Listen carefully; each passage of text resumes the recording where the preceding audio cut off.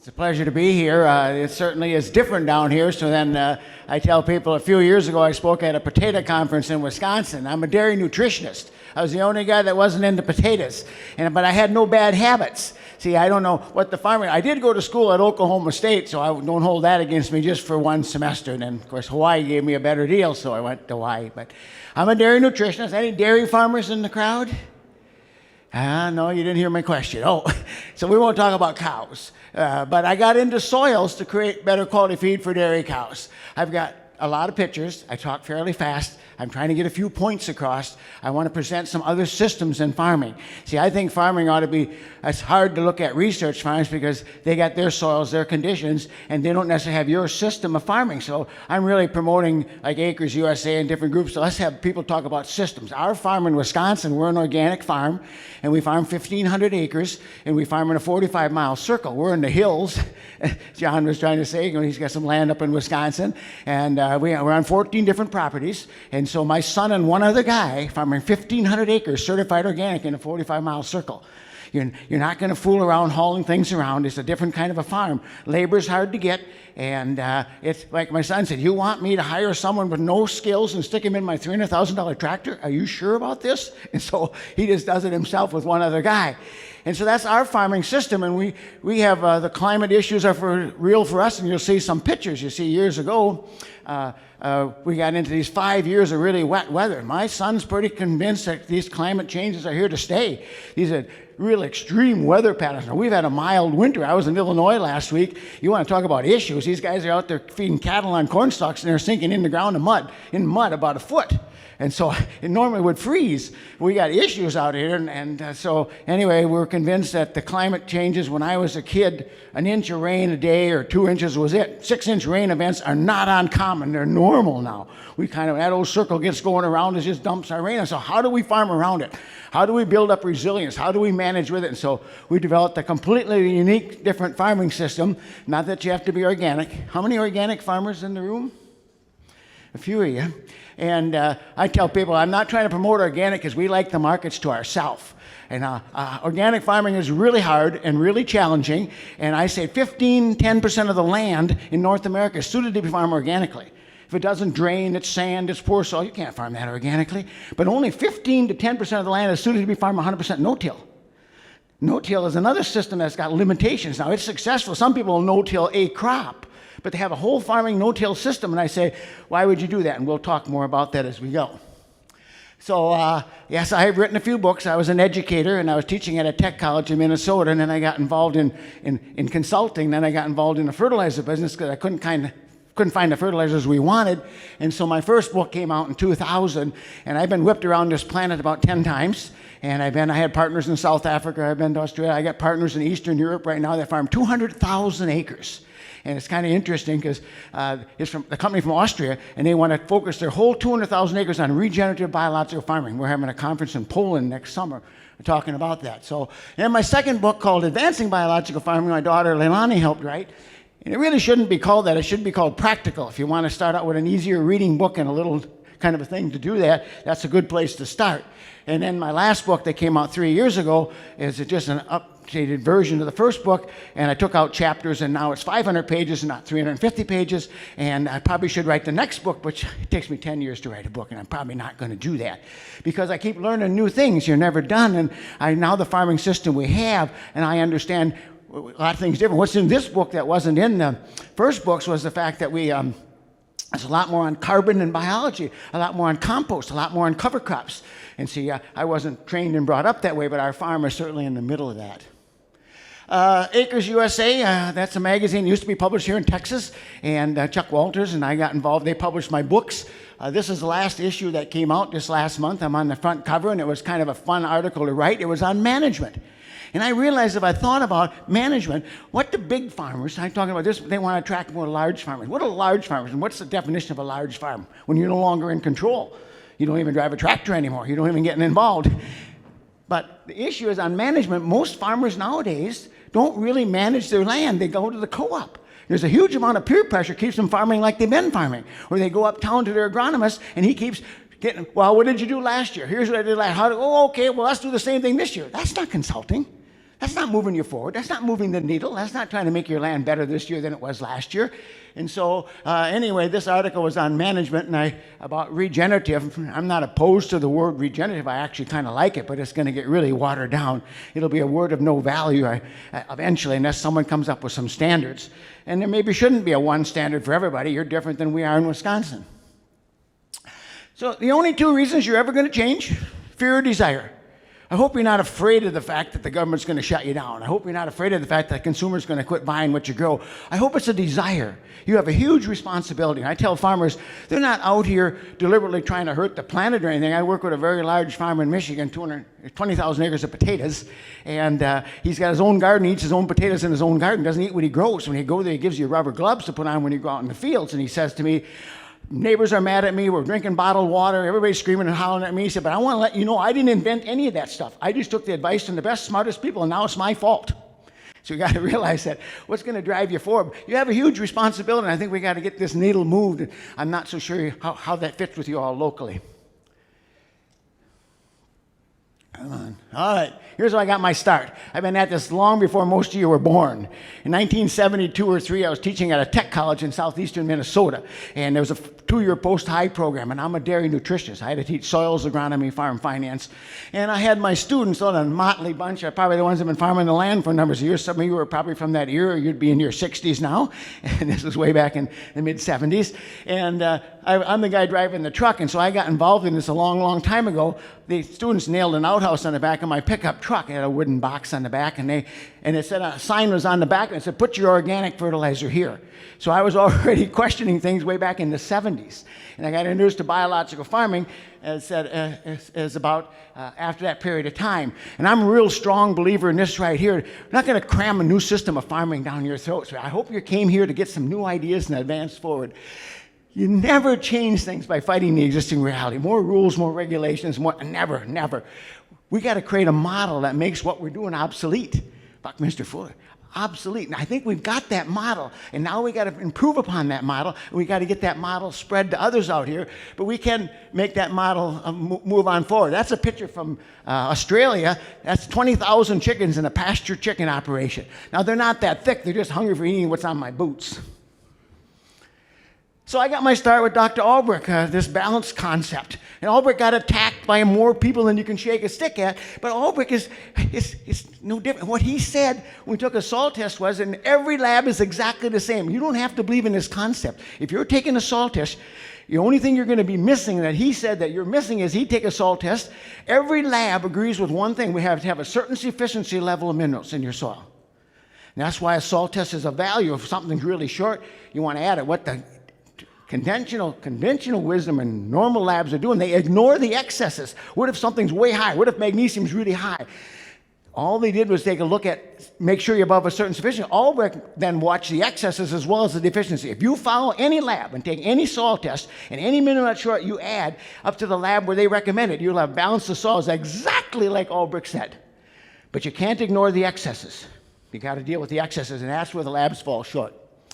So then I'm a dairy guy, and besides organic, we're a statistic. When I started my business in the 1980s in Wisconsin called Midwestern Bioag, there was 32,000 dairy farms in Wisconsin, and now there are 6, and they're dropping like flies. And the ones that are going out really fast right now are the organic guys. 20 years ago, we sold organic milk for $34 a hundred. Now it's $28 a hundred, and the costs have quadrupled. People aren't making it. And so I don't know what all the answers are, and it's just really hard to do. I thought we'd never get out of it. We're dairy people. We're purebreds at dairy, but the dairying industry is just falling apart.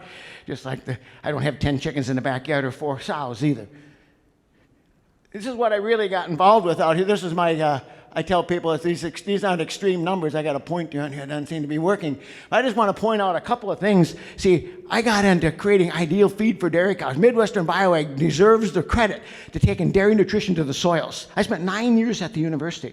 Whatever your feed test said, I took the samples. I would add what's missing and try to dilute it down. And corn solids is the diluter. Nobody ever told me I could change the feed. So I was teaching at the tech college, and I had the students do summer projects, and they put some gypsum and some trace minerals on a hayfield, and the feed test changed. 1975, and I said, oh my gosh, what would ideal feed for a dairy cow look like? It's the same nutrient density. This feed test is about as good as it gets. And I want to point out some things because we talked about it a little bit yesterday. On that column over here, the third number down says phosphorus at 0.56. We have not used commercial phosphorus in our dairy herd in 15 years. The state average on phosphorus uptake is under 0.3. We've doubled the phosphorus uptake on our farm. The reason I'm bringing that up is it's got something to do with a lot of soils. See, because phosphorus is a biological mineral. I think Dr. Zach talked about it yesterday from the standpoint that if you destroy the mycorrhizae, you're going to have a hard time getting phosphorus uptake. And I point that out because we're organic and we can't be 100% no-till, although we have a real radical farming system.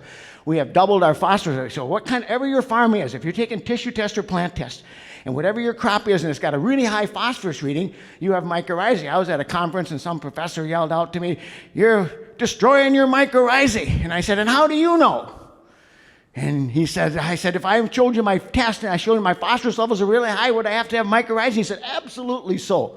We doubled the levels of phosphorus, and we double manganese. And both those are biological minerals if you want some indicators of what's going on your farm.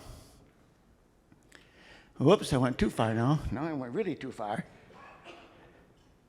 It doesn't quite go back like I want it to go back. Can I go back a couple? I can't figure out how to get it to go back. One more back. Well, now one. I don't know why this isn't working. There, I wanted to stop right there. Because ruminant nutrition and soils are almost identical. Like, I'm a dairy nutritionist, and going back to the soils, I brought in speakers to my classroom, and somebody came in and talked about mineral balance and talked about biologics and soils and earthworms and life, and we'd evaluate the speakers after they left, and they said, "What do you think?" And I said, "It makes perfect sense to me. I'm a dairy guy." But if we go back 40 years ago on the soils, what did we do? The cheapest sources of NPK and lime to a certain pH. What's different today? What did we do with dairy cows? I worked with the highest producing herd in southeastern Minnesota when I was consulting in 1977, 78, and there were 45 pounds in the bulk tank. That same farm's over 100 today. It's TMRs and mixed rations and chelated trace minerals. And what's just interesting, Alltech as a company out here does ruminant nutrition. They just figured out that the stones that we add to the cow's stomach are interfering with digestion. What about the stones you add to your soil? These are interfering with the biology. I think there's such a perfect link between these two systems, it's unbelievable. The whole question is getting the animals healthy, but so that's why dairy nutrition people, you're struggling with your agronomist, get a hold of a dairy nutrition guy and say, "I want some help on my soils. Whatever your IDs you take to the cow, take to my soils," because they've doubled their production off that land, and we have gone nowhere with soils where we should be yet.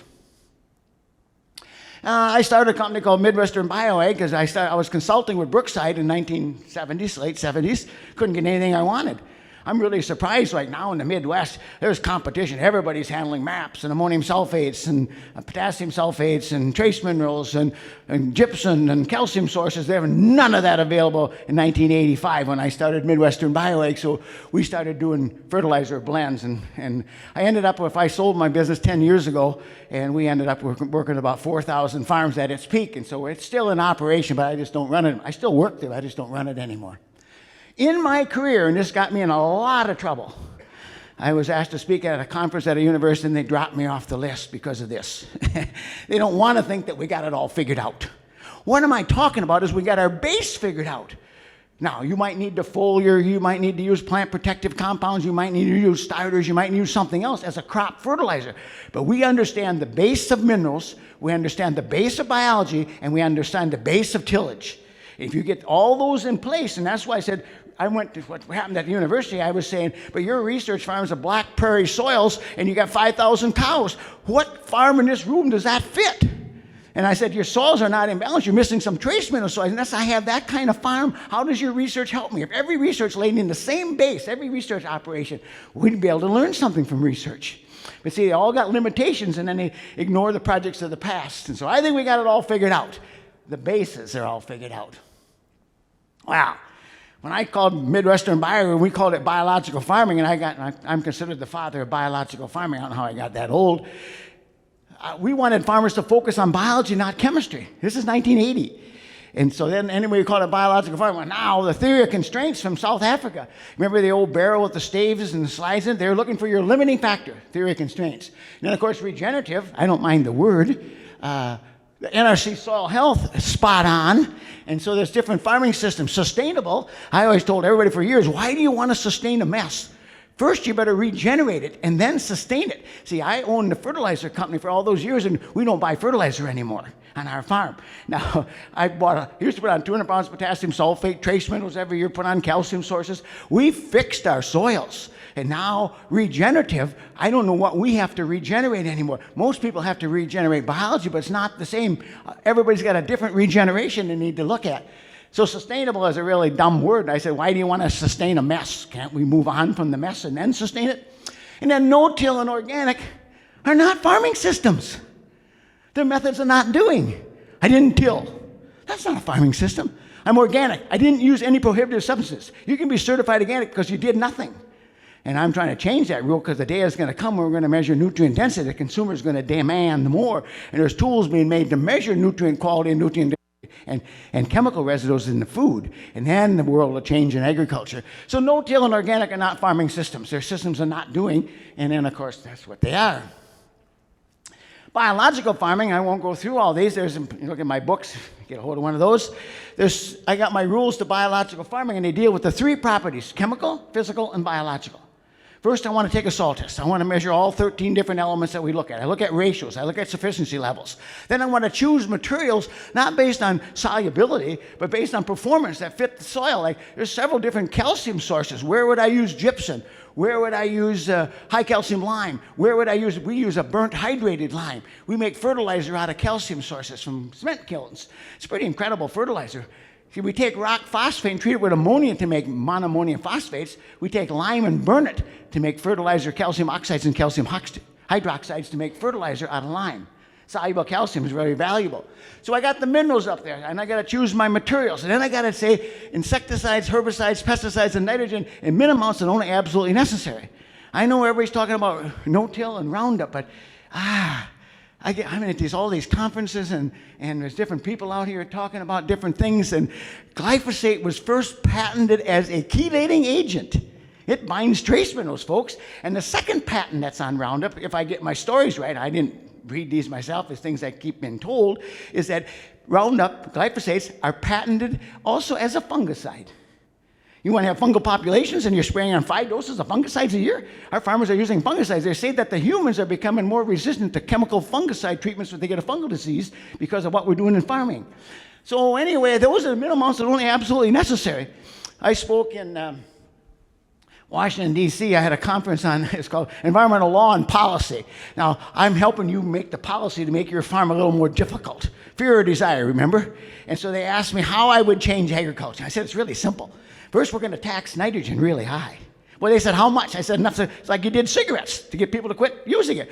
So last year when the price of nitrogen went up, they all thought I did that. I had nothing to do with that. I didn't have any, it wasn't my deal on that thing. But then they said, and I said, we're going to subsidize something besides corn and beans. Now I'm talking about the Midwest, because that's where everybody grows, corn and beans. I said, let's subsidize a cover crop. Let's subsidize something besides corn and beans. And I said, and there's just one more thing.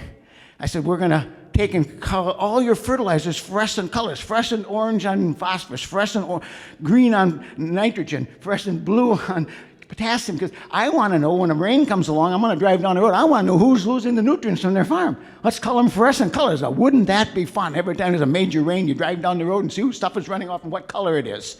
It'll change agriculture. Now, that's not in place yet because I'm not the Secretary of Agriculture yet.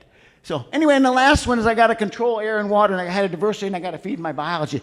I'm a real believer in strip till. Instead of farming like this, let's farm like this.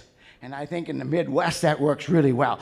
No-till is not going to take over. It's too cold, too wet, and too much residue out there. You know what a 250 bushel corn crop looks like for residues? About 6 inches of residues. It won't dry out or warm up. It's every other year farming if you don't do some kind of tillage. But you don't have to plow. You don't have to run a chisel plow. There's other methods. So biological farming is doing everything you can to get your soils healthy and mineralized. And this is a theory of constraints. All these things on this chart affect your farming. every last thing up there. Now, if you think you're good enough to find the one thing that's your limiting factor on your farm, can you imagine trying to figure that out? Well, at Stavo, they went through a few things, but you got even bee pollination, and there's NPKs, there's sources, there's soil amendments, there's everything, the different kinds of nutrients, calcium, magnesium, trace minerals, including silica, and down here, of the mineral nutrients out there, if you follow the circuits out here, silica is now the flavor of the month. Everybody's talking silica. Now, that's really a big mineral, maybe even down here. Is people using silica down here? Because I think you need to take a look at some of these. But in the Midwest, where I am, our soils are in the icebox 6 months of the year. We have not aged like you have on your soils. We got young soils because they're frozen half the time. That's when we got twice as long before we destroy them as you do. And so anyway, all those things affect your crop. And so the theory of constraint is really nice. I used to have partners in South Africa. We had a fertilizer company in South Africa until the government shut us down. But anyway, I worked with dairy farms. On one farm, I had 1,000 cows on 70 farms. We had 70,000 cows. And what we changed was their soils and cut down on their nitrogen applications and cut the grain use in cows in half on 70,000 cows. And the government shut us down. So anyway, regenerative agriculture, no-till, cover crops, livestock. I'm sorry, the Midwest is not going to put fences back up. The I-states are not bringing back in livestock. It's not going to happen. If that has to be a rule for regenerative will never take place in the Midwest. We got all kinds of livestock. All the cattle will be off our farm come May. All we'll have is the livestock under our feet. And we have tons of livestock under our feet we have to take care of. So I don't think livestock, if that fits somebody somewhere, maybe it fits in North Dakota. It does not fit the Midwest. It's too muddy, too awful, and there's no fences. Nobody's going to bring cattle back into the I-states. And even in our state of Wisconsin, it's going to be really challenging. No one wants to make the fences anymore. And so livestock can't be a part of it. And compost, what about minerals? I've been attacked fairly hard on some regenerative groups because I say, how can you have a regeneration when you don't study minerals? What if some minerals are really short and you want to regenerate? It's not always regenerating biology. What if your calciums are short? What if your phosphorus is low? We got to get it regenerated out there. So anyway, the other thing is they never talk about, which I get in trouble over fighting it, is the fact that if you're no-till, that means you're a chemical farmer. You can't be no-till and organic, can you? You can't be no-till without using a lot of chemistries. And chemicals are no longer working. There's some new tools coming out for the herbicide-resistant weeds. There's tools that are going to look, Organic people laid the path for a lot of people to follow. We got compost, we got cover crops, we got different tillage systems, and we got all that, and we don't have herbicide-resistant weeds in our world. We just got weeds without being herbicide-resistant. So anyway, so what is regenerative? I actually like this. It was in a magazine last week. Some professor wrote up his story out there, is the fact that regeneration means optimizing inputs. And regeneration means that you shouldn't have to spend all your money on biotechnology, insecticides, herbicides, fungicides, and pesticides. The crop ought to get healthier. We ought to have healthy soils as healthy crops. And so there's a climate difference.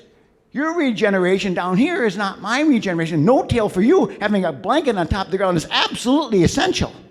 But up in our climate, I got to have some bare ground because it won't dry out and warm up. So what is your regeneration is going to have to be climate related. That's on one of our farms we're looking at there. But this whole thing is, what's the common ground on regenerative agriculture? Soil cover? I have a blanket on top of the ground. Soil life wants a blanket on top of the ground and wants its food on top and wants to be left alone. And you see, the other thing is why there's some issues I'll talk about that we can make some changes. So cover crops make a lot of sense. It took me a long, long time to learn this because, you see, my teacher was books and study and following farms. I worked with a lot of farms. I put a lot of miles on in my lifetime traveling around this countryside. And was following around and looking at farmers out here, and so it took me a long time to come up with the fact that the plants determine the soil life. It's not that the soil life determines the plants. So the plants, with their exudates, they control a certain population of organisms. And they also, with their root system, they bring up certain levels of minerals. And so now we have this diversity of soil life because we have a diversity of plants. It's the soil life diversity. It's just like yourself. Every last one of you got E. coli in your system, and you don't see me running to the John here quite yet. It's because you got good guys too. You got the lactobacillus and the good guys. It's not just the bad guys. And I think that's what makes soils healthy. You can't have single diversity type things. And everybody's talking about multi-crops out here. You got to manage those residues. Residues not breaking down. Residues is an issue to manage measures. And then carbon sequestering is going to be where your future lies. And the day is coming, they're going to be able to measure whether you're a user of carbon or a builder of carbon. And I think you'll be rewarded greatly for that. Otherwise, we won't be able to get Tim here on an airplane. Oh. So, my country, University of Illinois. What do you notice? Look at the wheel. Look at the stuff flying out the back end of that rotavator. It's called mud if you're not familiar with it. You see, this is how we have to farm. Now, you say, oh my gosh, that guy's running a tillage tool through mud. A tillage tool does not destroy soils unless you're on bare ground. I went through a sorghum Sudan grass with a rotavator. We used to use rotavators on our organic farm. Now we got these high-speed discs. And the sorghum Sudan grass is this tall, and I'm going through it with my rotavator, and I looked back, and the grass was moving in front of me. I looked back, and a raccoon went right through my rotavator and ran away. I didn't say he ran fast. I said he ran away. If that had been bare ground, that would have been meat and blood and bone meal. But you see, that buffered them, just like your soils are buffered. If that blade's not cutting and smearing and hitting bare ground, it's bare ground tillage that gets you in trouble. And deep tillage. This is our farm. Aren't you glad? My son likes droughts, by the way. We're from Wisconsin. He's tired of rain. He'd rather have a drought than any year. You try to farm organically. You try to cultivate that. I want to see how good you are. You got flotation tires? What about this one? This is one of our fields. Now what are you going to do? See, if you don't think that we have compaction problems on these kind of years, you're absolutely wrong. That's why we have to run deep line rippers. We've been shallow incorporating residues and running rippers to get water to soak in, and I got to control air and water. I might have to have a little listing effect on my soils. Now, this one's not my farm. We don't have John Deere's. We run New Hollands. But this is amazing. I can see one guy driving in the puddle. The two more followed him.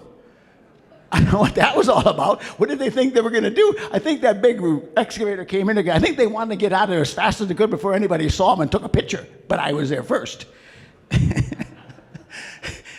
This is not called farmer intelligence, by the way. There's a little bit missing here on the farmer intelligence.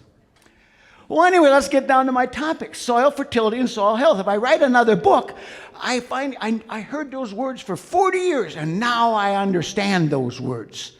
What is soil health and what is soil fertility? I think I wanted to say, do you really understand what they are? So soil health and soil fertility, soil health is the capacity to function. Organic matter, looking at permeability, structure, chocolate cake, water infiltration, all about soil health. Soil fertility is the maximum level of exchangeable minerals. When you dump fertilizer on the ground, does that really increase soil fertility? I went to a conventional farmer and I said, can we raise your soil fertility? How do you think we ought to do that? He said, well, we just put on more P's and K's. And I said, really? I said, let's just double them and double your yields. He said, well, no, it doesn't quite work that way. Dumping on soluble nutrients doesn't increase your soil fertility. Getting those nutrients in a carbon biological cycle. And the land that you want to regenerate, the farm that you want to take over is the guy that went flat ass broke buying fertilizer.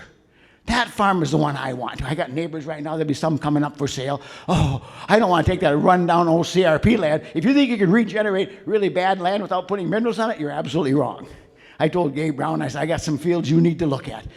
He couldn't even, 25 years in the CRP, and the soil test is still absolutely awful, and it's been no-till for 25 years. Nothing got fixed. Nothing in 25 years of just sitting idle. It didn't extract minerals from the soil because there weren't any. We fixed it with heaps and heaps of manures and minerals and fertilizer to fix it out here. So then the soil fertility is those exchange of nutrients out here, and there's things that will affect that. So soil health. NRCS, I give them a lot of credit. Get this sucker in your head. This is spot on. Now, you got to recognize you NRCS people in the room. I altered it just a little bit. You were missing just a few things. But you did a really good job. Soil health is the capacity to function. I added the other word without intervention. So, I don't know, are you guys healthy? Am I healthy? I'm 78 years old. I feel pretty good. If I had to have 25 pills this morning to get out of bed, would that be healthy? If you have to use insecticides, fungicides, and pesticides, would you be really healthy? If you are taking a lot of pills, that's without intervention. Now, I don't take anything except nutritional something. I'm a nutritional kind of a nut guy. I'd be careful what goes into my body. I don't take anything, but part of the reason is if you don't go to the doctor, you don't have to take anything because you don't know what's wrong with you. So if you don't go to the doctor, you never have to take medicine. I figured that out a long time ago. My wife's back, she thinks I'm irresponsible. That could be. But anyway, water infiltration. In other words, when it rains, it's got to soak into the ground. I got to have nutrient cycling. That doesn't mean pumping it back up through the irrigation ring. That means through biology, which I talked about. We got to have minimum disturbance. It doesn't say no-till, minimum disturbance. And we got to have no crust on the ground. And the reason why, if you go to the Midwest, you get a no-till magazine, and most of the ads are tillage tools. Vertical tillage machines are something they use all the time. Cut slots in the ground, and because corn and beans are in rows, it sticks slots in the ground and sticks residue, so I have a wicking effect, so I break that crust. The soil can't breathe with a crust on top of the ground.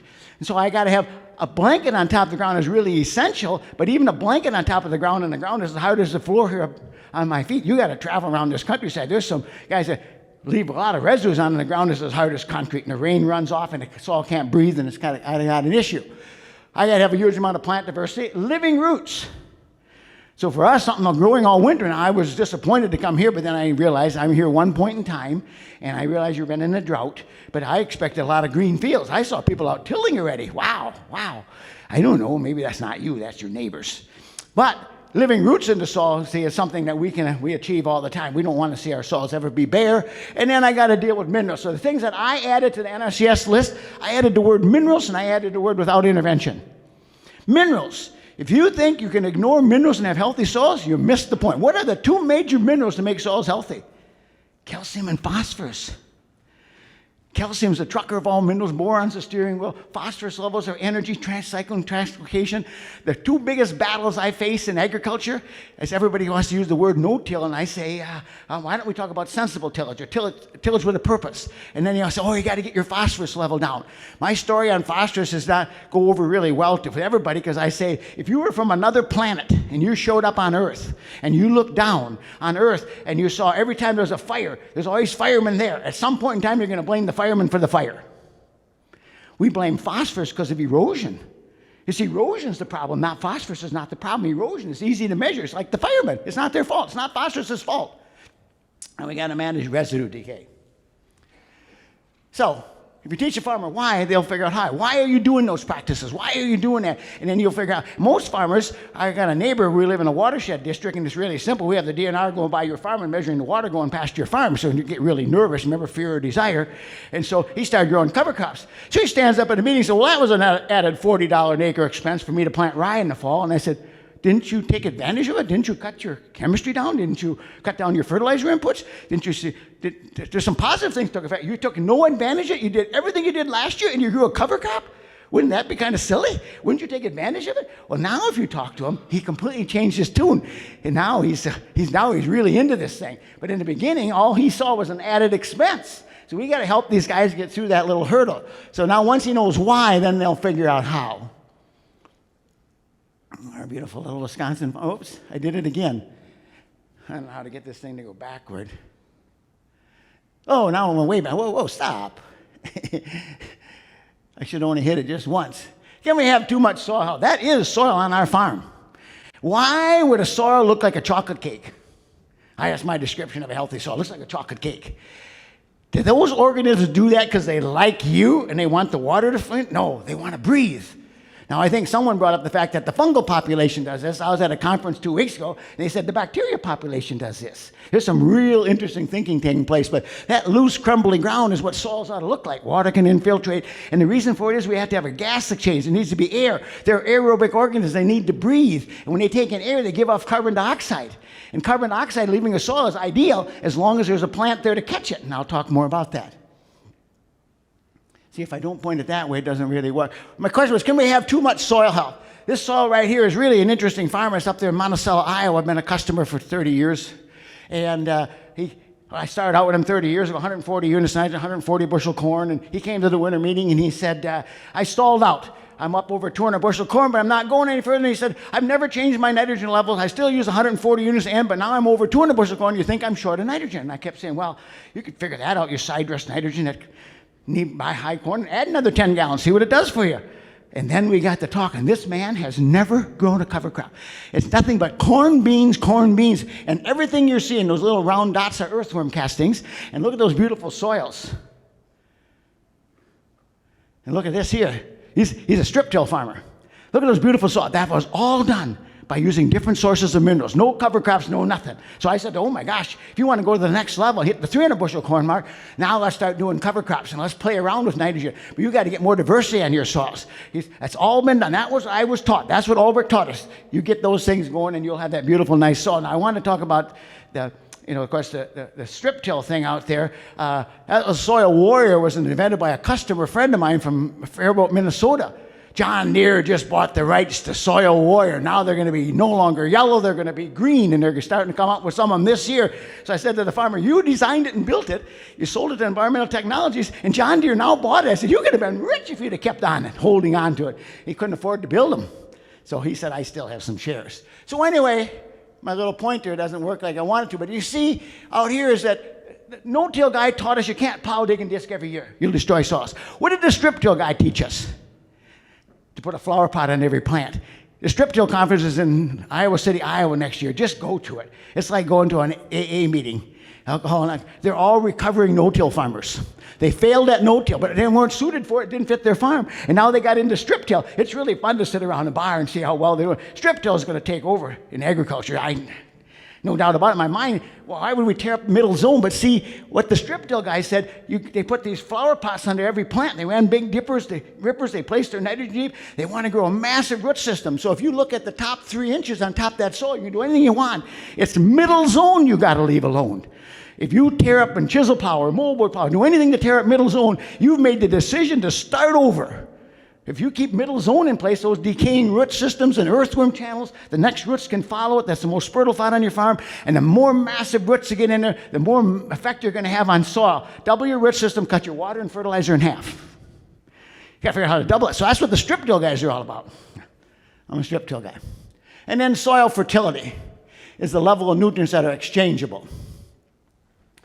Now, this is really interesting. So if you go up there, it says nitrogen.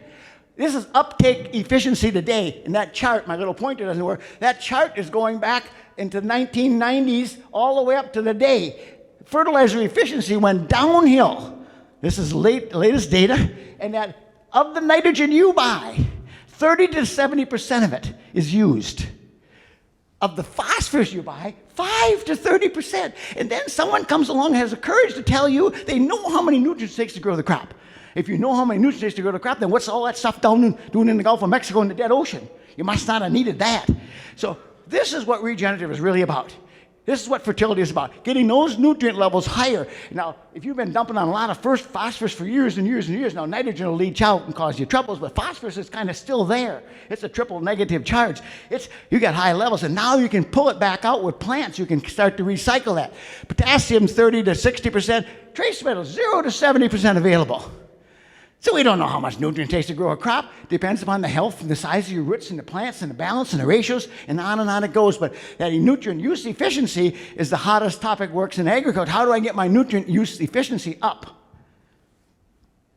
This is Midwestern Bioag, my company in Blue Mountains, Wisconsin.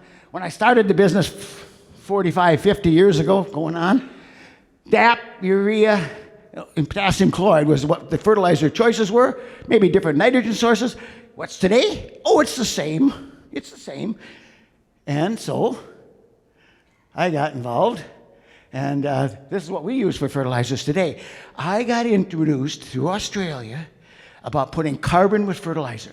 Why would you what do you think you do when you grow your cover crops? You're sucking minerals up in the plant and getting them in a carbon biological cycle. That's exactly where they belong. If you're going to add a mineral to the soil, why don't you add a carbon source to it? And so we actually started a process. I sold the company 10 years ago, and the first group lost it, and now there's another group got involved, but I started something that's going to revolutionize agriculture as you know it. We allowed all those big farms to happen, and we got a manure management problem. It's all concentrated on big farms. And so we made a fertilizer facility on the back of an anaerobic digester. And as I speak, there's at least 3 more of those under construction. In northeast Wisconsin, there's this huge, highest concentration of dairy cattle in the United States. And there's ledge rocks, and there's manure get down those little rocks. And the trouble is right now, and those little things out here, people got brown water in the springtime. Well, there's 18 anaerobic digesters being built. Some are going to pipe their manure in, some are going to haul the manure in. And when the anaerobic digesters sell enough, they'll make as much money selling energy as they milk in cows. And then we're going to take the byproduct out of the anaerobic digester, precipitate the minerals out, and add some other minerals and make fertilizer out of it. And that's what TerraNu is. Now, we retooled it twice. The first mouse never gets the cheese, and don't ever forget that. If you start something you're first, the second mouse gets the cheese, and maybe the third one gets a bite, but you don't get any. And so we were the first mouse, and all the equipment came from sewage treatment plants, and it's $16 million to build the facility. That it was supposed to produce 80,000 tons a year, and we got to produce over 10. You can see why they went broke, you see, because first mouse never gets the cheese. But now we got a lot of that stuff out of the way. We perfected it, retooled it a couple times. But the most interesting thing is, the fertilizer performs. We took it to a Precision Ag Group in Illinois on black, rich, heavy ground and raised their corn yields to 12 bushel an acre. But the biggest increase came in North Dakota. North Dakota wheat farmers, 30 to 60 bushel wheat. Messlers are big farmers up there. Everybody up there farms 10 to 15,000 acres, probably like around here. And so Messlers took that dry land farming and put 25 pounds an acre of a blend. See, they got real high pHs. And John, we talked about that a little bit yesterday. See, at high pH, the mycorrhizae does not survive under our opinion. The pHs are 8. Well, now you don't get mycorrhizae anymore. So they've been trying to get enough phosphorus to grow their crop. We added phosphorus to this biological mineral, and lo and behold, phosphorus that we had our first year on 10 farms, we had a 17 bushel average increase across those 10 farms, and Messlers themselves averaged over 60 bushel wheat in North Dakota. Never been heard of. When they heard our facilities were shut down, they were in a panic. They paid $1,200 a ton for the fertilizer and haul it clear to North Dakota on dry land farming. Those are the biggest customers of this whole process that we did. But see, we got trace minerals, we got a calcium source for the potato people, we got a natural one out here. And then, of course, these are fertilizers we now handle. Everything's hooked with a carbon. And then along with that, that LCBF, liquid fertilizer. I've always been a dry blender because you get a lot more for your dollar if you're dry. But the liquids out here, we add molasses, QLF, quality liquid feeds. They feed molasses to cattle all over the planet. They do 2 million tons of molasses fed to cattle. And yet, other energy sources are cheaper. They use molasses because it improves digestion in the cow's gut system, in the ruminant animals. We got teamed up with them 10 years ago and started adding molasses to fertilizer. Remember, cows and soils are the same. And so now we add molasses. Now, molasses doesn't chelate the minerals that you add it to, but it feeds the biology and it buffers them out. So we're on about 2 million acres right now, putting molasses in with your nitrogen, putting molasses with your chemicals, putting several different products. And I think QLF is in Texas doing business, quality liquid feeds out. So we got teamed up with them. And then we got our different calcium sources. So TerraNu, by the way, is a biological. Now, it's really kind of interesting because there's all kinds of other things in here. It's a humate that's got plant growth regulators in it, and it's got some enzymes in it, and it's got, if this thing works, we've got plant protective compounds, and we also got in there, when I can get it to work, biology minerals such as selenium. Selenium is fed to cattle, and you know, right now the average farmers on these big farms are feeding a pound of mineral a cow a day. How much do you think ends up in the manure? Selenium is a hard mineral to get into the cow's bloodstream system. That's why they're using selenium yeast, which is a form of putting minerals with carbon. It makes it much more efficient and much faster use. But all these things take place out there, and it's really interesting. It's the first biological that was ever developed by Shell Oil Company in Texas. Medina, Hondo, Texas. You ever heard of Medina, Hondo, Texas? We used to market it years ago, and the government shut us down because they thought it was snake oil. Developed by Shell Oil Company. I said, it can't be snake oil, can it? What it is, if you look online, check something out. There's an article in the 1990s called The Old Man and the Secret. You can still find it online, written in the 1990s, about how they made the first biological. You know what it was? Cattle paunch material, yeast, sea salts. It was the first biological ever developed by Medina, Hondo, Texas. They're still in business today. And there's nothing live in it. It's a biological stimulant. But the dead bugs, what we have here, the feeds in the cow for 24 to 48 hours is in that digester for 3 weeks. So when energy's all gone, they made methane out of it. What's out of there's a bunch of dead bodies of bugs, and the hormones, enzymes, all that stuff came from the dead bodies of bugs. And those are your biological stimulants. And then we got things I like to divide out here. Got two kind of avenues out here. We got soil corrections and crop fertilizer. I separated those out. If you get a soil test back and you need to make adjustments, we just took on a new piece of land. We spend $1,000 an acre remineralizing it before we start farming it. Now, the good news is, I used to buy farms for $1,000 an acre. Now they're 15, so it's easier to spend $1,000 when the land is 15. But for us, if we don't remineralize it, we fail. We got to have minerals in this organic system, where I get diseases and insects and everything else. So we just pour the old minerals to her, get her remineralized, start growing cover crops. See, organic's got a wonderful thing. It takes 36 months since your last prohibited substance before it's certified organic. So you got 2 years in transition. So we spend those 2 years building soils. You will not recognize what we started with. And we spent $1,000 an acre getting there, but in 2 years we have changed those soils. Everything, cover crops upon cover crops, nutrients, compost, minerals. You add it, we put back into the soils.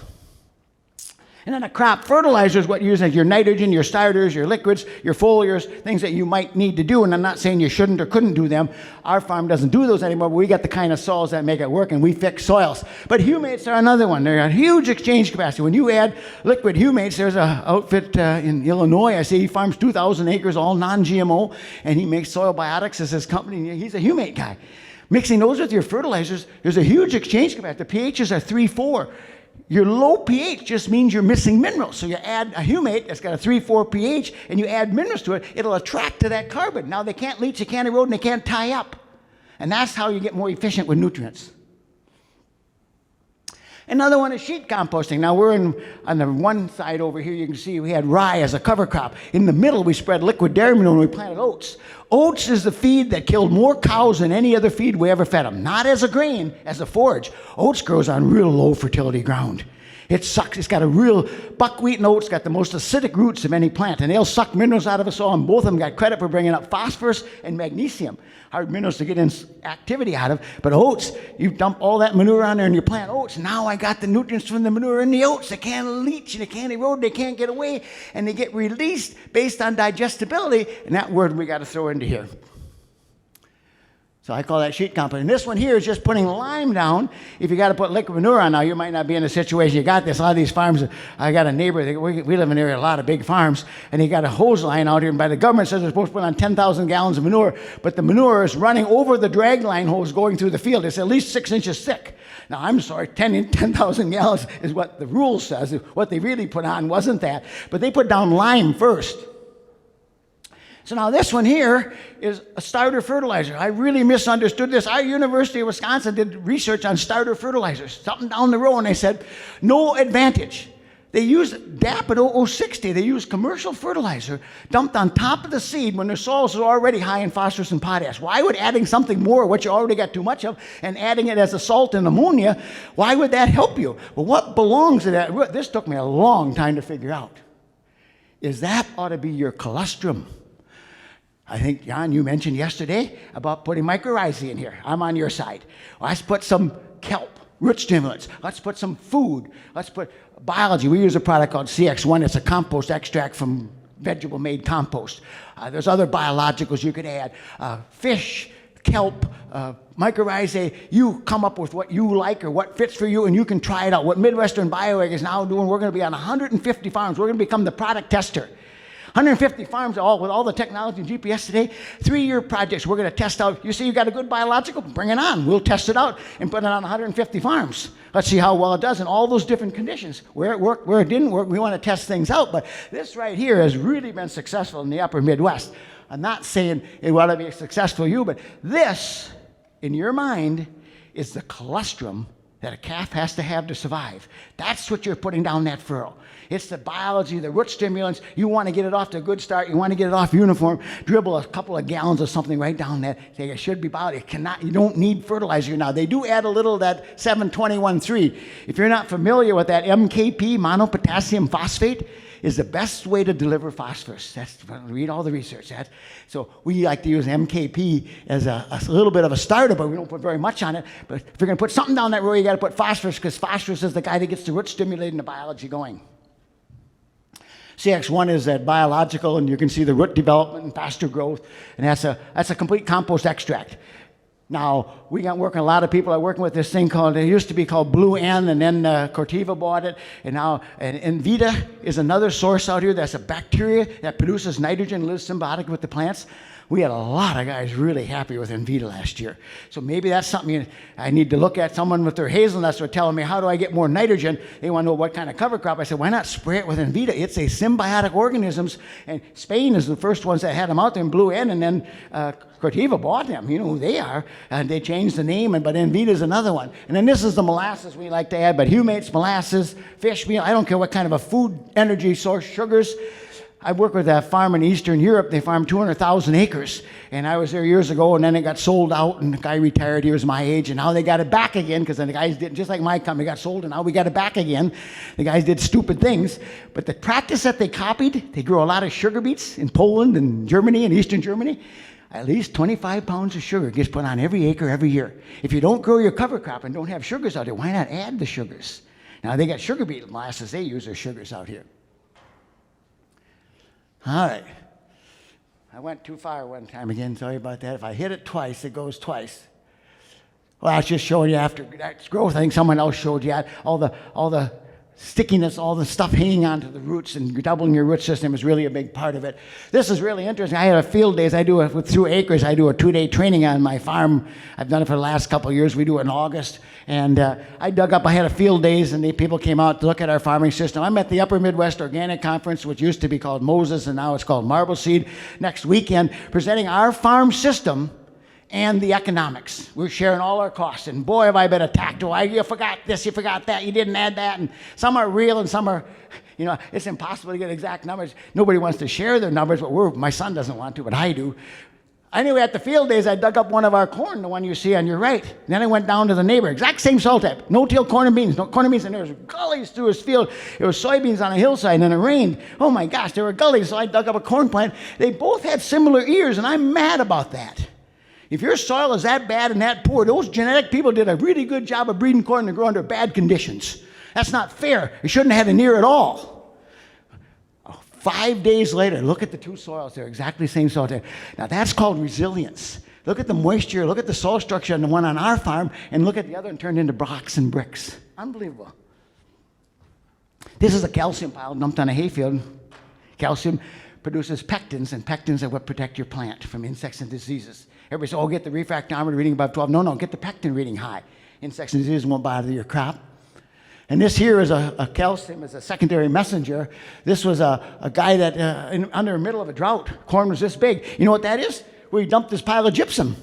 He dumped the pile of gypsum right there, and calcium is a secondary messenger, and that research has been done at the University of Wisconsin. It triggers your plants to let them know there's a drought. Just because your soil calcium level says you're high enough, if your soil phosphorus is high enough, you still keep adding more. Calcium needs to be added as a soluble source. That could be burnt lime, hydrated lime, calcium nitrate, calcium chlorides, gypsum, all kinds of different sources. But that was a gypsum pile. Look at the difference under a middle drought, in a drought. I got to go back one time again. I do this all. This here is in Chatham, Ontario. And this is these guys wanted them, there's an organic farm, 1,700 acres of certified organic land next to Lake Erie, the high humidity. This is conventional Gerber's baby food squash. And they wanted Kerr Farms to grow it. This is certified organic. You know what this is? You spray compost tea on it and milk. Milk is so cheap, you can go to the grocery store and buy it for $1.50 a gallon. Come on. A couple of gallons of milk out there. You should get raw milk, because the milk forms a film on top of the layer, and the powdery mildew, and all those are gone. But there's been a ton of work done on this farm. They put on compost. They're the biggest asparagus grower for Whole Foods that there's out here. So this is, now I got to bring in grazing because you guys got cattle. This is New Zealand. First of all, I see they got these big rainstorms. You notice that background picture? They're plowed right up and down that hill. Oh, they said it never rains much here. Well, they got 6 inches of rain the other day. I think they better change their plowing methods, don't you think? That's ridiculous, plowing up and down that hill. Well, it never used to rain 6 inches in a day, but now it does. But see that poor cow right there? What are they grazing? You cannot fix your bottom without fixing your top. And see, this is in Virginia. My daughter was there. It's set stock grazing, Kentucky 31 fescue. Notice how deep it's rooted. My daughter says it was on a hillside. She said every time it rains, we got waterfalls going by her house. It's all pasture. Oh, it was as hard as a brick, and the roots are 2 inches deep. But the tops are no bigger than the bottoms. And that's why I said if you get into cattle, I'm a kind of believer in high-density, tall grazing. If you don't rotate graze, and you said, I'm going to go grazing out, if you don't rotate and let your plants recover, they should never get grazed below 4 inches. You should have enough cattle no longer than 4 days in the pasture, then move them on to the next one. And so anyway, that gets... I'm moving on. So anyway, this tall grass grazing, I said one thing, they can't be selective out there. And I got Dwayne Beck in South Dakota, and I got in some arguments out there, and he said, oh, he's all no-till. And I said, no, the prairies were never tilled. And I said, yes, they were. The wolves tilled them. The wolves heard the bison, and the bison stomped, and they peed and they pooped, and they shallow incorporated residues. So the bison actually tilled the prairies. Now we got rid of the wolves, and now that doesn't work so well anymore. So I said, it's not, that's the thing about the no-till avenues. This is if you're going to have cattle out here, can you imagine? This is a really good organic farm in Idaho, and it's the density. One bite cow can only take so many bites a day. See, us dairy guys can't fool around. We got cows that need to eat a lot to get milk production up there. Look at, you have to take a bite in that. Look at the diversity of it. We can't even find the soil. They can't find it. If you look down, you shouldn't be able to see your ground. I just spoke at the Indiana Grazing Conference about forages and things. So I think mineralization, why cows won't eat it. One guy says, my cows don't eat my hay anymore. It's bitter. Too much potassium and nitrogen are the two elements that not only affect cows negatively, but your soils negatively. Corn. My whole story on no-till is no-till has nothing to do with tillage. Well, it does. I can shallow incorporate all day long where the fence post rots off. What no-till is, there's a farm in Nebraska, 40,000 head of cattle and 4,000 acres of corn silage. And they finally decided they couldn't farm that way anymore, and they went out to put a cover crop in and dropped the drill in the ground, and the wheels came up. It is as hard as concrete. They gave me a block of soil that looked like a brick. And they went out there and they put a big ripper on a 500 horsepower tractor. 7 shanks in a 500 horsepower tractor trying to rip deep. So what corn silage is the most destroying crop there is on the planet because there's no protection on the ground. Now, it was so easy to put a cover crop in. You can see we seeded a cover crop, this on our farm. We seeded down in between there, but the corn is so big and shaded, it didn't really grow. But having a cover crop, interseeding doesn't really work if you want to grow 200 bushel corn. I don't know where it works, wide row planting, but right now to have this opportunity, you see my wheel tracks from chopping, we sunk in. So work that up, plant rye, plant a cover crop. Rye is our big one in Wisconsin because it gets cold really quick. But corn silage destroys farms. Our USDA Forage Research Center at Sauk, 4 years corn silage and 4 years hay. There's 3 new researchers that came in there, and they refused to research on the farm. The ground is so dead and so out of balance. 4 years corn silage will destroy any farm without a cover crop. So soil aggregation, that's what this is all about. That's the number one thing about soil health. This is a farm I got involved with, and you got to give him credit. You can see the residues aren't breaking down. They're still there from 2 years ago. He went out and flew on some tiller radish. And I got out there, oh my gosh, it was like a brick. And I'm out there, we're digging in the ground, and I said, you know what? I think you got an iron deficiency. He said, really? Yeah, get some steel and some iron and stick it in the ground and rip this ground back open again. It was like concrete. That tiller radish would never get over 3 inches tall. The ground was so hard, nothing would grow on it. But it's amazing, he had a corn crop. This is a research farm in Iowa. We were going to do research here. I walked around the farm and said, oh, we're leaving. If that's your soil, so that's what you farm at. I'm not doing research on your farm. Fix them first. Woo. Wow, can you imagine? It was a little dry. What about this one here? The guy on the right's an organic farmer and customer of mine. He's building an organic strip till system in St. Cloud, Minnesota. And the guy on the left, there's corn stalks, and there was a heavy rain in here. And he drives down that road, and he's the conventional farmer. Now, you'd think he'd notice the guy on the other side of the road and say, you know, my soil's not even the same color. Never once asked him. I think he probably thought it rained more on his side of the road than the other side. I don't know what he thought. Or he didn't look. That's kind of interesting. So infiltration of water is huge, and that's soil structure. And then this is the University of Illinois at Champaign, Illinois. This is their research farm. I'm sorry. Doesn't pertain to me. Wow, look how lumpy and blocky that thing is. I don't know. What do you think? You're going to believe their research on your farm? All right, now my farming system. This is how I got started. You're a vegetable farmer and got small acres out here. 1 year soil building and 1 year farming. This is in Virginia, and this is Potomac Gardens Farms. They farm 50 acres, but only 25 in vegetables. It's $1 million CSA they sell in Washington, D.C. at the farmers markets. But this is even the year that they're actually producing. The next year they put on compost and cover crops, and they spend the whole year getting it ready because vegetables are really tough on the farm. You got 4 or 5 different crops. You work and till it all up. And so I looked at that and said to my son, aha, why don't we do 1 year soil building and 1 year farming? Oh, the people laugh at us, thought we were crazy. That's why I'm sharing my economics. This here is Brendan Rocky at Center, Colorado. If you guys want to get an interesting speaker, why don't you bring him in sometime? He's a really interesting guy.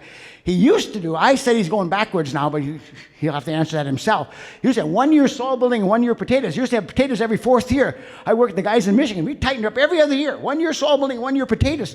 And then he grows the mustard in there because the mustard in there is a biofumigant. And what is really interesting, I think Chris talked about it yesterday, that the tiller radish really stink. These are sandy, light soils, but look at the sulfur levels are over 1%, and the phosphorus levels are really high. At that cover crop, all these minerals are now a part of your soil fertility. They're in the carbon biological cycle. And you got to remember, if you went into that crop and took a soil sample, you're not going to measure the minerals that are in these plants. That's a huge biomass crop, and those minerals are now time-released based on digestibility of that crop. Yeah. Oh, now I went twice again. It doesn't go right away, and I'm very impatient. We grow 1 year rye and 1 year corn. And rye is our soil building here. So we started a group called Rye Revival. Rye is the plant that's here to save the planet. In Latvia, 70% of the bread consumed is rye bread. If you go to Gerson Clinic in Mexico because you got cancer, they're going to put you on a restricted diet. And rye is the only flour you're going to get to consume. If you go to Denmark, they took the antibiotics out of hogs. And if they feed 25% of the hog rashes with rye, the need for antibiotics is gone in hogs. But chickens don't like rye, the dumb things. But us as humans and pigs, we got similar digestive systems. Latvia, 70% of the bread consumed is rye. In this country, it's 0.7%. How do we get you to eat more rye? Most people associate rye bread with caraway seeds. I hate caraway too, but good old pure rye flour, rye bread is really a health food kind of a thing. So anyway, we got our rye out there. That's Taliesin, the Frank Lloyd Wright Foundation in the background. We've farmed on their farm for 20 years. We're now going to make whiskey next summer because we got the amount of rye. If you want to feed the world, these are the two crops, rye and corn. Now, the corn crop Walter Goldstein bred a corn that's high in nutrition, high in protein, high in beta-glucans, high in carotenoids. It's got a high nutritional level, and they've got 50 acres that are going to be planted this year. We are making tortillas using high nutritional corn and 20% rye and 80% corn. That's the same ratio as the yields on our land, and then I can have a complete no input system. I have half my farm in corn and half my farm in rye, and under the rye is my soil building here. So now I can feed the world with no inputs once I fix soils. And I got food. I forgot to calculate last night. It's millions of people that can eat off of our 1,500 acres every year if I fed them all corn and rye. So anyway, that's our corn. That's some of our cover crops. This is how we take our cover crops down. We're real believers in shallow incorporating residues. And now I got to point something else. And I don't want to pick on other people that presented, but see, our dairy nutrition people got something in mind. We want to feed, if you want to grow a crop that needs nitrogen, rye, wheat, crop that needs nitrogen. I know about cotton, where that fits in them. Us corn, you got to feed it like you're going to feed a cow to give 100 pounds of milk. If you got beef cattle and you turned them into that field right there, what would the manure look like? Brrr. It's highly digestible. If you want to get 100 pounds of milk out of a cow, you take that kind of feed and give them some corn solids, and you got 100 pounds of milk a cow a day. If you want to grow 200 bushel corn crop on an organic farm, you got to feed the soil. And I know Zach was talking about that yesterday. I'm a little different than a lot of people on this thing, is that we want to control the diet for the crop we're going to grow. I want to be bacteria dominated when I go into corn production, because bacteria got that 5-to-1 carbon to nitrogen ratio. I was taught years ago by Richard Stuckey, he's a professor in Michigan, and he said, I'm doing this project on brown carbon, and boom, it hit me. We got green carbon, brown carbon, and black carbon. Brown carbon is fungal food. Green carbon is bacteria food.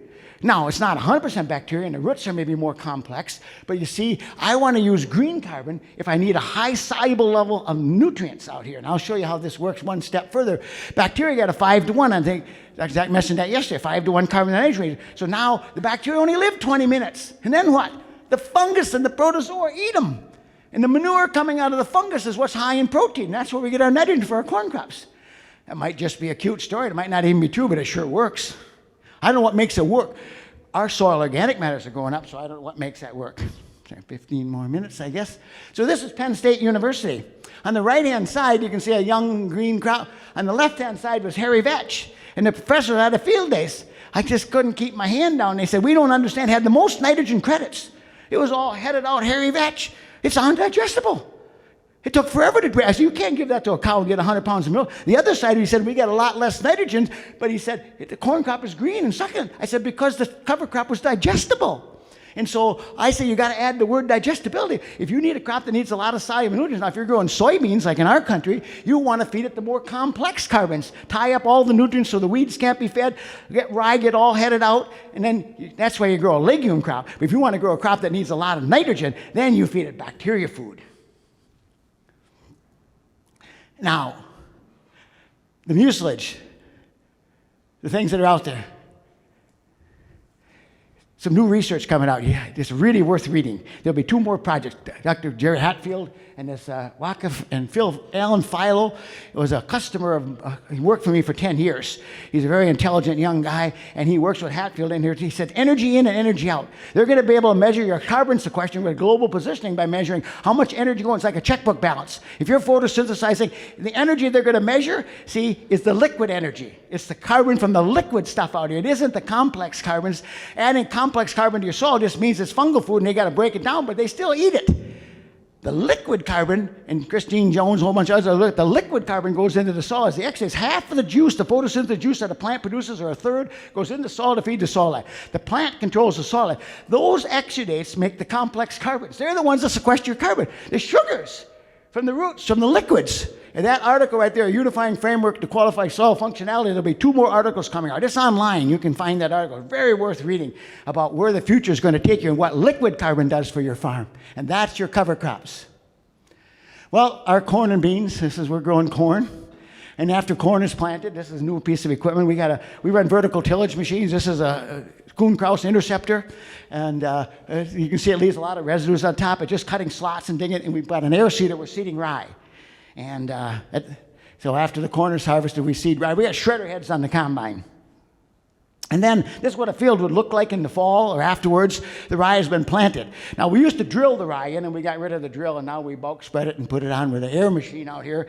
So that used to be drilled into there. So that's what it looks like in the fall. And now next week, my son will be out there planting clover on frost seeding. He's got a bigger hopper now. We got a 500-pound hopper on the back of that. You know, we got 750 acres of frost seeding at 15 pounds an acre of a 3-way clover mix. Red clover, sweet clover, and ladino clover. Half of it's red clover, you saw my pictures, is dominant. We frost seed that right on top of the frozen ground. He likes going out there. He starts at 2 in the morning, and he can do 200 acres before lunch, 25 miles an hour going across the field. Someone says, why a side-by-side? Because you got shock absorbers. You can go really fast on frozen ground. It starts to get muddy, you got to quit. You have no idea what I'm talking about, do you? Here, down here, I forgot. Don't do what we do. You'd be planted in Christmas time. When is your ground frozen enough that you can frost seed? I don't know. So we put our frost seedings out there. Now, this one's really interesting. 2 years ago, the field on the left-hand side, your left-hand side, 2 years ago, that was soybeans. And the one on the right side was my clover, cover crop, under rye. The year after that, these were seed corn. We used to grow a lot of seed corn, and we decided there was too much money in it. We got out. No, it destroys our farm. They make 7 trips over the farm, whether it's good to be out there or not. We got tired of having the seed corn companies destroy our farm. But anyway, so that side, that was 2 years ago clover. Now, then we planted rye on the whole thing, and look at that. Where the soybeans were 2 years ago, it starved of nitrogen. But where the clover was 2 years ago, the carryover. Someone said, you only get to use 50% of it. But it's not gone, is it? It shows up 2 years later. So after we're on some farms now for 8 years. 1 year soil building, 1 year corn. We don't even have a rye market. We grow 25,000 bushel of rye, and I sell it for cover crop seed, and I don't tell anybody it's organic because they don't want to buy it. They think it's organic. It must be bad. I don't know what their deal is, so we don't tell them. See, then we have frost seed clover. This is a hybrid rye, and then see, we just combine the rye seed. We don't make any money on rye. If there's any weeds, we just mow them down. But see, we're interested in the clover that's under it. Then we just batwing mow, flail mow everything down. This was 2 years ago in the fall. It was a really nice warm fall. The clover got chest high. We left it. We didn't remow it if there were no weeds in it. And then it killed itself. The clover killed itself. There was such a amount of biomass out there. Then I went down through the clover, and you see all the rye straw, everything's down there. Everything's still on that ground. How much biomass? Oh. So we have 1 year of building soil and 1 year of destroying soil. You know who Jill Clapperton is? She's from Montana, Wyoming. She's the cover crop. I traveled across Australia with her. She's got a seed company, does seeds out here. She said major crops are grown after major kill-offs, and that's why plowing is hard to beat. You kill the worms, you kill the roots, you kill the life, and the next crop gets to use all the worms are dead, the biology's dead, you killed a lot of stuff. And so I guess we can say we're not aggressive tillagers, but I want to kill off the nutrients to grow my corn. I can't have them all stay there, and I'll show you that. So I had some rye at Lodge. You know what that crop right there is? Forage oats. Oh my gosh, there was 3 tons of biomass. See that little loop down below? I measure what's in the cover crop. I didn't measure the straw. I didn't measure what's under the straw. I don't measure what's in the ground. I measure what's above the ground and just that forage oats. And there's peas in there. Oats and peas are the crop we like to seed in the fall because they winter kill and they can do really wait till they almost make it to Thanksgiving in our part of the country. That forage oats was still green yet at Christmas. It didn't completely turn brown. But then I look at the nutrients. I went out and measured. That's 3 tons of biomass. Someone said, you could have grazed it. And I said, yeah, I could have, but we don't have cattle anymore. But if you look at that, it was 2.9% nitrogen, 176 units of N just from the above ground crop. And that's just the fall one. There's 127 of phosphorus and 278 of potassium and 670 pounds of sugar in that oats that I just put back into the, well, we didn't put it back in the ground yet. It's still there. I cut it and measured it because now come spring, well, and then we grazed some of it. I did graze some, but then we ran a ripper, inline ripper. See, our rippers are 20-some inches apart, cutting a slot in the ground so the water soaks in, and it's got a shovel on the bottom that kind of picks things up. I want water to infiltrate into the ground, and so we'll run that ripper. See, when the rye is harvested in July, I got from July to November to put the fertilizer on, the compost on. We do everything, so when it comes spring now to plant corn, all we do is till the ground and plant. And I got 3 months to decide what the best conditions are to run that inline ripper. It can't be too dry. It can't be too wet. I got 3 months to make. Now, do we do that every year? No, only if we do damage. Once we do this, now we're not going to do this again. But the cattle are out here. They didn't make it better, by the way. And it was wet for a few years, and so we needed to run the ripper anyway. So that's the inline ripper. See, that's not just in 2 weeks. This will all be grown over. You won't know I did it. That's not destroying your roots mass. That's not destroying under the ground. Now, in the springtime, I showed you a fall pit. Here's what it looks like in the springtime. Now, see the wheel tracks through there? We spread a ton of compost on the land. Our soil tests are really high. We don't need to put anything on. We spread in compost. That's what it looks like in the springtime. Then, compost out here. We put a ton of compost per acre. What are the 2 minerals we're never done with in Wisconsin? Sulfur and boron. I said, there's not enough sulfur. I did my graduate work on sulfur. I need sulfur to get my nitrogen to sulfur ratio right, or I'll have disease and insect problems. Nitrogen by itself without sulfur can't make complete proteins. I did my graduate work on methionine, a sulfur-containing amino acid. I became really big on sulfur use. And if you want to get more magnesium in your plant, and magnesium is middle of the chloroplast that drives photosynthesis, you need sulfur. And so anyway, now this is the compost. The nitrogen percent is wrong. It's only 1%. I don't know how the 3.29 got there, but 24 pounds of nitrogen, 51 of phosphorus, 57 of potassium, and 43 of sulfur, and 1.5 pounds of boron. See, I added the sulfur. That's what's missing on our farm. So our compost out here, we're not exactly making perfect compost, but that's how that fits in line. So composting, we add chicken manure to our bedding pack. And now we're going to bale up the straw or the hay from the pastures that used to be cow pastures. We're going to bale up all the hay that was out there for 25 years till all the manure got dumped on the pastures. And now we're going to take that back. That's the base for our composting.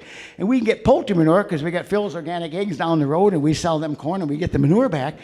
We cut the nitrogen level in the chicken manure from 5%, 4% down to 1%. See, composting didn't give me more nitrogen. It lost nitrogen. Now, I want to add things. We're going to add some gypsum probably to it. I don't need nutrients anymore is the trouble. Then I went, and this is what it looks like again in the springtime. This grew back. It's on another pasture. Grasses are in there. There's a cocktail mix. Oh, by the way, on our farm, I didn't mention that before, there's a real advantage about being organic. They said a 16-way mix. We counted over 20 species in our fields. Us organic guys got an advantage. We have weeds. We don't have to buy those seeds. We had 20 different plants growing out in our rye field in the fall. From Pennsylvania smartweed to foxtail to grasses to lamb's quarters to pigweed, we had them all. Good thing I can't see. Oh. So anyway, I guess just got a few more to go. I just want to point out. So in the springtime, we measured that. And then that was 3.29, 190 units of N. Just in that cover crop I showed you above ground. Just that we just measured there. 76 of phosphorus, 350 of potash, and 277 pounds of sugar. Then, here's my soil test. I did them 10 years later. I really want to point out, see, our organic matter was 2.4 and it's 2.9. Whatever we're doing, our organic matter is going up. Someone said, I can raise organic matter 1% in a year. Do you realize 2 million pounds and 1% is 20,000 pounds? That's 10 pounds of dry matter and doesn't all turn into organic matter? It's mathematically impossible to raise organic matter 1% a year. Mathematically impossible. If you can get 1/3 of a percent, you've done a really good job.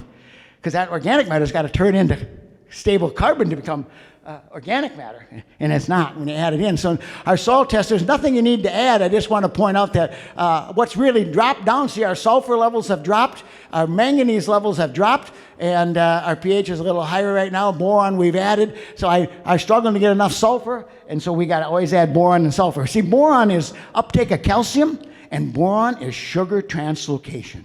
And boron is pollination. See, the seed corn companies wanted to plant corn and 3 days later plant more. And I talked them out of it. I said, look, boron extends your pollination by 5 to 7 days. Instead of planting 3 days later, why don't I just add some boron? Boron's pretty one of those wonderful miracle things. I don't know if you guys need it.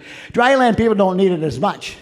But a soil test can't tell what the land will produce. Some people attack soils. Do you realize that was the Bailey series? That's 1897. I read antique books. You realize those guys 100 years ago weren't as dumb as you think they were. They had a lot of good.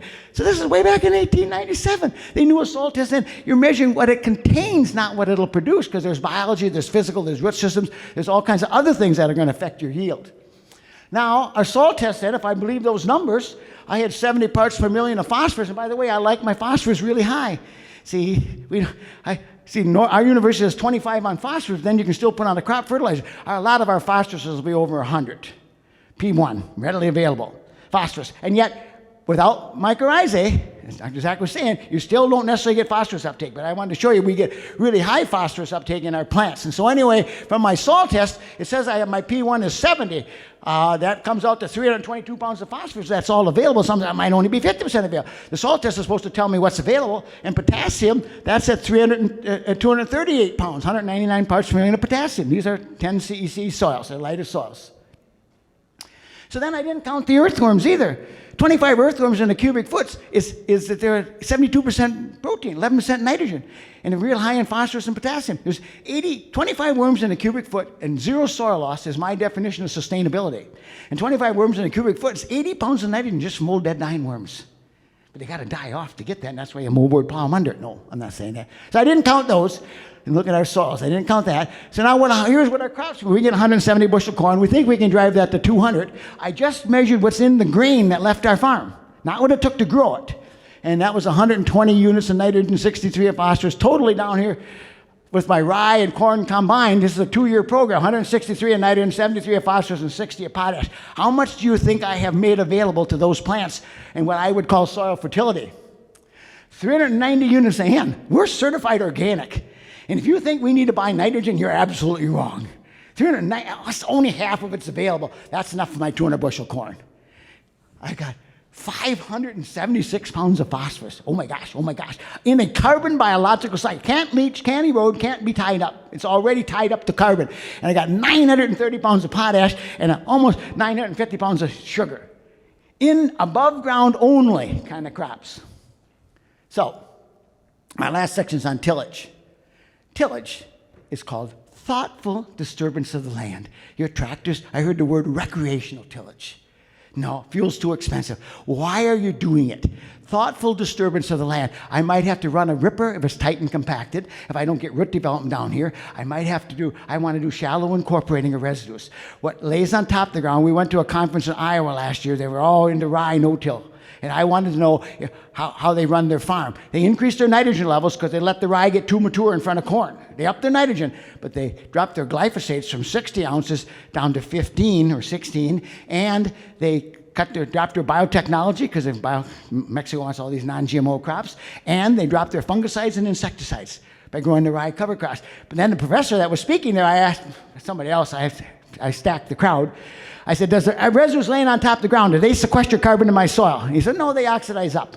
I said, oh, okay.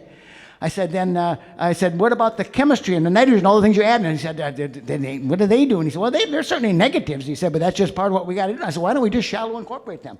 Our thoughtful disturbance. Now, what's shallow? This is a cover crop we grew. You see there's a lot of residues on the ground. Can you farm with all those residues? We might have to make another pass. That's our Lemkin. We got a high-speed Lemkin disc. They got their disc at another angle. I won't replace that. When we bought it years ago, there was no other option in North America. Now everybody's got one. Internationals is actually K-line out of Australia.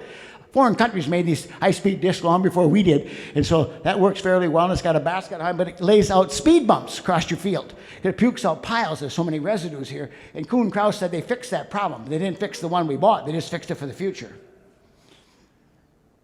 So It was supposed to move. So this is what we plant in. We got row cleaners on the planter. And so we rotary hoe and we cultivate, but that's what we plant into. And so now all that residue, this is what it looks like in the springtime. Someone says, oh my gosh. I said, we got equipment that can do this. We cultivate, we cultivate twice, we rotary hoe twice, but that's what we plant into. That's what our farm looks like. And now, my picture on mycorrhizae. So I did just kind of just to show you that. See, mycorrhizae is not 3 inches deep. If you're going to, so someone said, I showed you that big cover crop. How deep do you till? Well, if the cover crop is this big and you're going to shallow incorporate it, you see, we had to get it in, we might go 4 or 5 inches deep, but we never till bare ground, and our blades are always cutting on residues. They're never cutting on bare ground. You can't till bare plowing, you see. Plow's below root masses, and you're flipping over bare ground. And see, we refuse to do that. But see, if I till that top 3 or 4 inches, the mycorrhizae, I showed you my feed test, we have doubled our phosphorus uptake. These cover crops we're talking about were real high in phosphorus uptake, and you can't get that out of chemistry. That must be mycorrhizae, but you see, we're not destroying deep. It's when you chisel plow or moldboard plow that you get the mass mycorrhizae. It's not the shallow incorporating that doesn't kill it, because we're not going deep enough to cause that problem, my opinion. And then there's rhizobium and mycorrhizae. And the fence post rots off right there. You can do anything you want in the top 2 or 3 inches. Fence post rots right there. We need to get more air in there, and I think people lose sight of this.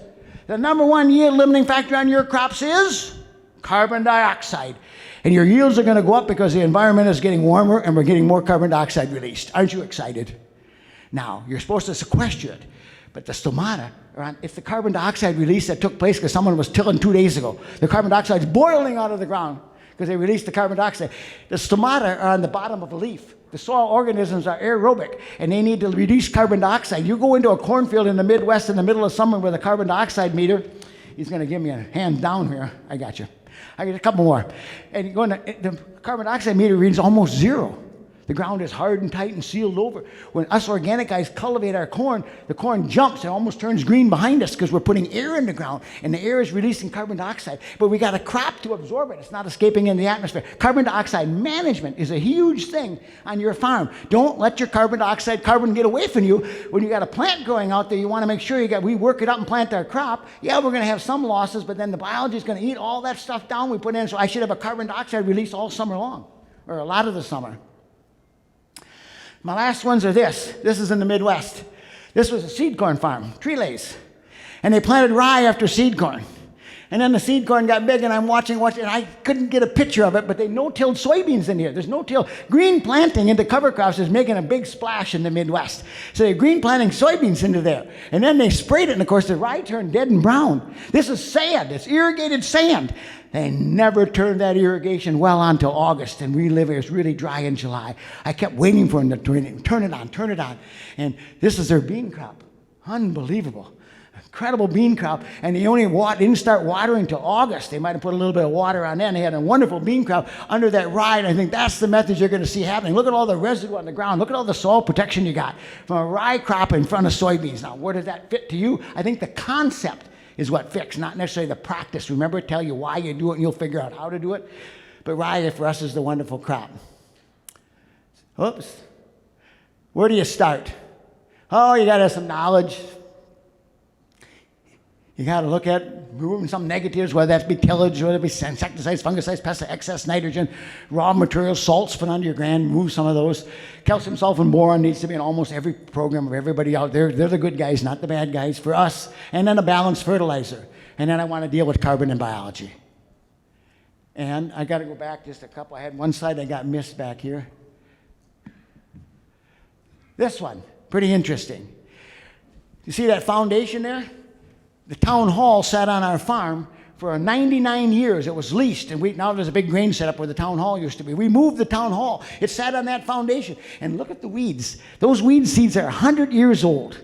If you think you can weed flush them out, they're not weeds. I don't even know what they are. I regret the fact that I didn't have people come in here and identify them. They're not on our farm anymore. We don't have those weeds anymore. But those seeds have been in that building, under that building for 100 years. And the rain came, and away they went. Isn't that amazing?